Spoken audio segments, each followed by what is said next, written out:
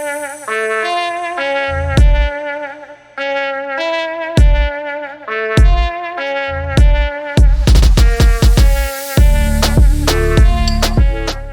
y'all, it's your girl Bettina.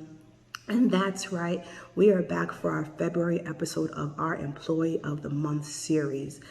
Last month in January, we talked about New Year, New Me, ways to keep up with your goals regardless of how your boss is feeling about you.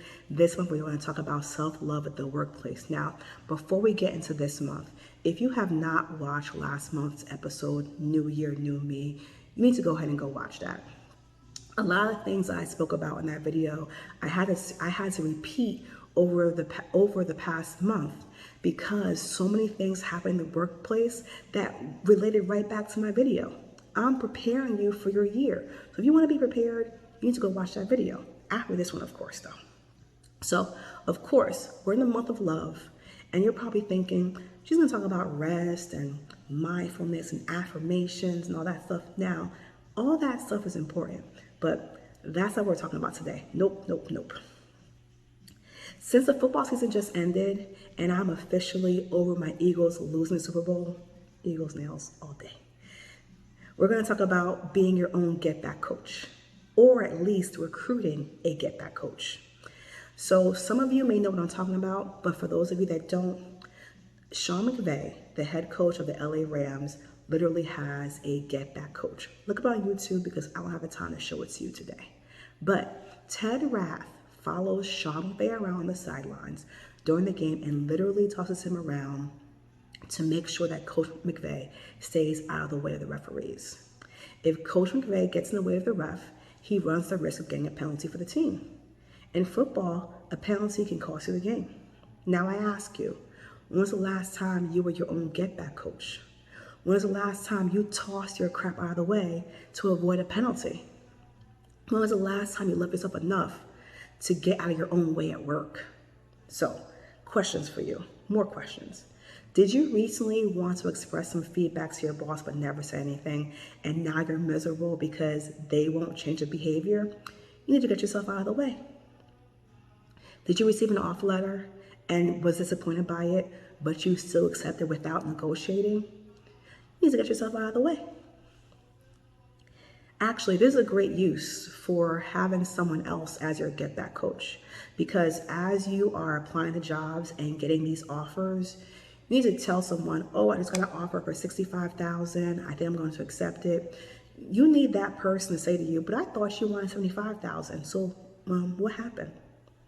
Anyway, are you procrastinating on the project that you prayed for? You need to get out of your own way. I recently read something that said that in many cases, women screen themselves out of a job because they will not apply unless they meet 100% of the requirements. Meanwhile, men will apply if they meet around 60% of the requirements. I wish I had a whistle, because you know what? Women with this attitude, we are losing the game. You hear me? We are losing the game. We need to get out of our own way. Now, using your emotional intelligence is the best way to be your own get-back coach. Emotional intelligence is comprised of self-awareness, self-management, social awareness, and relationship management. I don't have the time to get into everything, but here are a couple of things that will help. Number one, love yourself enough to speak up when there's a problem.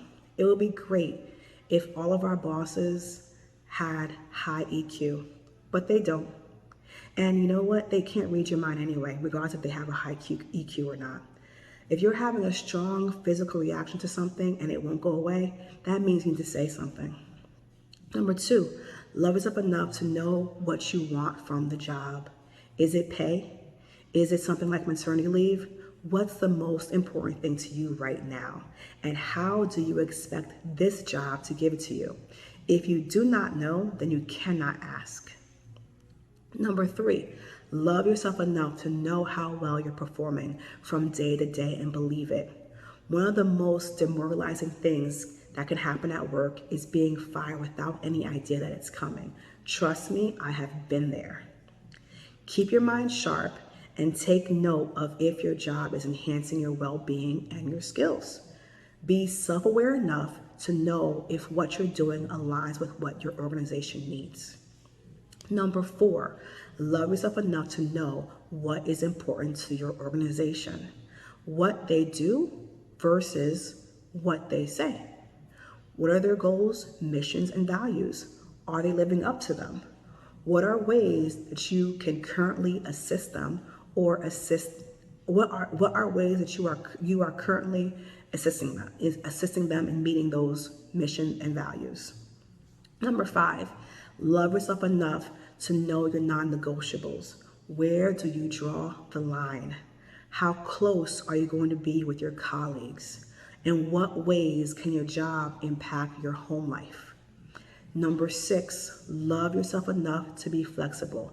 Life changes every day. And if it's not changing, then there's no growth. All right?